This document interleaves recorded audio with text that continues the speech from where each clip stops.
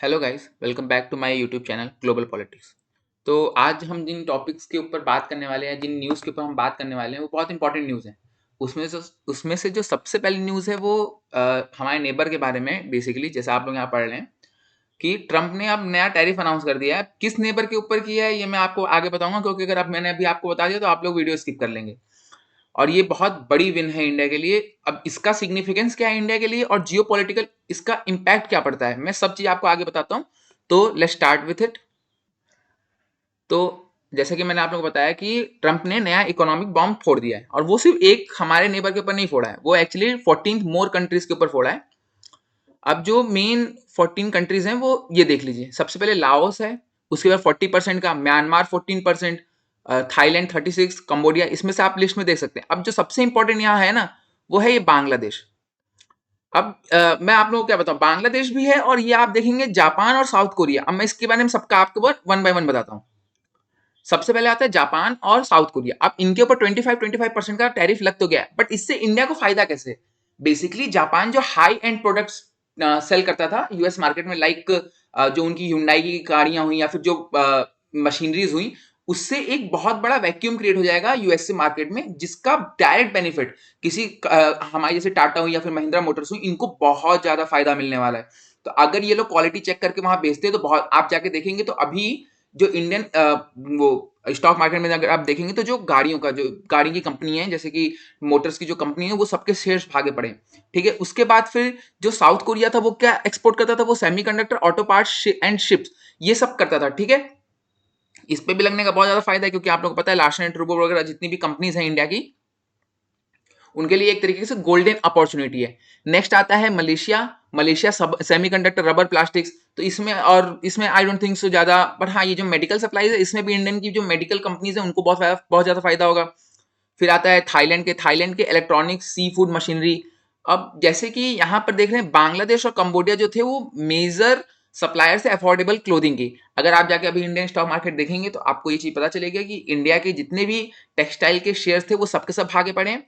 अब बेसिकली इससे हुआ क्या है, देखिए, बांग्लादेश ऑलरेडी रेडिकल देश बन चुका था। ठीक है, अब क्या हुआ है कि जब इन्होंने इसके ऊपर टैरिफ लगा दिया है, तो बेसिकली ट्रंप ने ये टैरिफ अभी एक्चुअल में लगाया नहीं है। टैरिफ के लिए उन्होंने कहा है कि 1 अगस्त को ये टैरिफ लग जाएगा, तब तक के लिए आपको बात करने का हम टाइम दे रहे हैं, आप हमको जो ऑफर कर सकते हो करो। मतलब समझ में आ रहा है कि, मतलब अगर मैं बात करूं तो डायरेक्टली रिश्वत, कि भैया तुम मुझे क्या मेरा प्रॉफिट कर सकते हो, अगर तुम मेरा कोई प्रॉफिट कर सकते हो, ठीक है, तो भैया मैं तुम्हारे पास टैरिफ हटा दूंगा। अब जैसे जापान और साउथ कोरिया के पास बहुत ज्यादा चीजें उनको वो यूएसए को ऑफर करने के लिए, तो वो तो चलो फिर भी बच जाएंगे।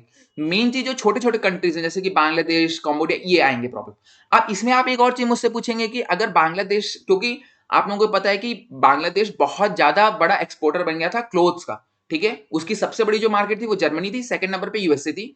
तो अब क्योंकि सेकंड नंबर की जो मार्केट पूरी वैक्यूम हो गई है, तो इंडियन जो टेक्सटाइल्स के जो ओनर थे या फिर जो मैन्युफैक्चरर्स थे, उनको बहुत ज्यादा फायदा होने वाला है यूएस मार्केट में।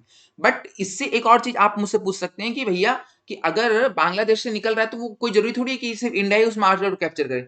वियतनाम हुआ, ये सब भी तो कैप्चर कर सकते हैं, बट वियतनाम पे तो नहीं लगाए कोई भी वो टैरिफ। मगर ये चीज मैं बता दूं कि वियतनाम पे जो इनकी ट्रेड डील हुई है ना, ट्रेड डील हुई है, उसमें ये चीज हुआ है कि जितने भी यूएस प्रोडक्ट्स जो वियतनाम में आएंगे, इंपोर्ट होंगे, उस पर 0% टैक्स होगा, और जितने भी वियतनाम के गुड्स जो होंगे यूएस में इंपोर्ट्स होंगे, वो उन पे 20 to 25% टैक्स होगा, जो कि बहुत बड़ा लॉस था वियतनाम के लिए वो ट्रेड एग्रीमेंट।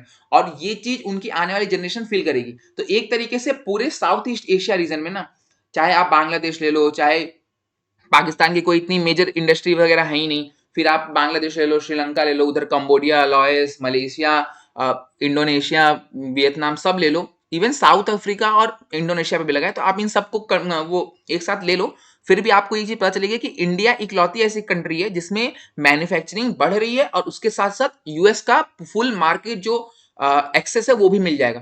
क्योंकि ट्रम्प ने एक बहुत अच्छी बात ये भी कही है कि ये देश जिनके ऊपर इन्होंने 14 देश जो जिनके ऊपर इन्होंने टैरिफ लगाए हैं, उनसे इनको कोई उम्मीद नहीं है ट्रेड डील की। बट यूएसए ने ये भी बोला है कि चाइना से ट्रेड डील लगभग हो चुकी है, इंडिया से ये बात चल रही है, और इंडिया से मे बी ये फाइनलाइज हो जाएगी। बट जहां जहां तक मुझे लग रहा है कि इंडिया के ऊपर काफी ज्यादा फोर्स, अब देखिए, इस मूव से जैसे कि आपको पता ही कि जब डब्ल्यूटीओ में, जैसे मैंने खुद वीडियो बनाई थी कि वर्ल्ड ट्रेड ऑर्गेनाइजेशन में इंडिया गया था, तो इंडिया ने कहा था कि अगर यूएसए हमारे ऊपर टैरिफ लगाएगा तो हम भी यूएसए के ऊपर रेसिप्रोकल टैरिफ लगाएंगे। तो इसका एक और तरीके से आप इम्प्लीकेशन समझ सकते हैं कि ट्रंप ये भी कह रहे हैं कि भैया देखो, तुम लगाओ ना लगाओ, मैं वापस लगा सकता हूं। तो एक तरीके से ट्रंप ने भी ये चीज हिंट की है कि कहीं ऐसा मत एकदम दूर निकल जाना हवा में बात करते करते कि तुम्हारा नुकसान हो जाए। तो इंडिया को इस चीज का भी ध्यान रखना पड़ेगा। और मतलब एक तरीके से ये जो पूरा टैरिफ का 14 देशों के ऊपर जो लगाया है, ये बेसिकली से एक प्रेशर क्रिएट करने का इंस्ट्रूमेंट है यूएसए के लिए इंडिया के ऊपर, जिससे कि इंडिया को भी लगे कि भाई जल्दी जल्दी ट्रेड डील कर लो, जो भी वो अपनी टर्म्स रख रहे हैं, जिससे कि बस हो जाए, हम बच जाए टैरिफ से। बट ऐसा नहीं है। जो इंडिया के पीयूष गोयल साहब है, उन्होंने ये चीज बोला है कि हम जो भी ट्रेड डील करेंगे उसमें इंडिया का फायदा होगा, हम किसी प्रेशर की वजह से नहीं करेंगे। तो देखिए आगे क्या होता है। खैर जहां तक मुझे लगता है कि ट्रम्प जो रहेंगे वो इसमें भी टाको कर देंगे। टाको का आप लोगों का मतलब पता है, ट्रम्प ऑलवेज चिकन्स आउट।